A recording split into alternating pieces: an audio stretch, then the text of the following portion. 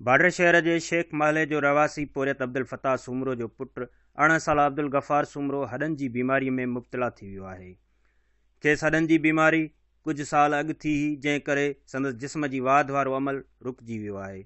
नौजवान अब्दुल गफ़ार सूमरो बीमारी सबबि हलण फिरण खां लाचार 8 जमायत पास नौजवान बीमारी सबबि वधीक तालीम पिराए न सघियो आहे।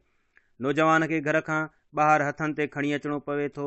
नौजवान अब्दुल गफ़ार जो इलाजु लाड़काणे समेत मुख़्तलिफ़ इस्पतालुनि मां करायो वियो आहे, पर खेसि को बि फ़ाइदो न रसियो आहे। हू सेहतमंद थियण बजाए ॾींहों ॾींहुं कमज़ोर थींदो पियो वञे। उन बीमारी वारी हालत में बि नौजवान अब्दुल गफ़ार पंहिंजे पोरियत पीउ जो साथ ॾियण लाइ घर खां ॿाहिरि, जिते संदसि पीउ दुकान न हुअण करे घर जे आॾो घिटीअ में वाढको कमु करे पेट गुज़र कंदो आहे, उते हीउ माज़ूर नौजवान पंहिंजे घर जे आॾो टेबल रखे उते नंढनि ॿारनि जी शइ विकिरो करे थो। हिन जे वालिद अब्दुल फताह सूमरो लाड़काणो न्यूज़ सां ॻाल्हाईंदे चयो त डॉक्टर चवनि था त संदसि पुट जे मर्ज़ जो इलाजु कराची में मुमकिन आहे। इलाजु महांगो हुअण करे असां संदसि इलाजु कराइण खां लाचार आहियूं। ग़रीबी हाल हुअण करे जेको कुझु कमायूं था उहो घर ते ख़र्च थी वञे थो।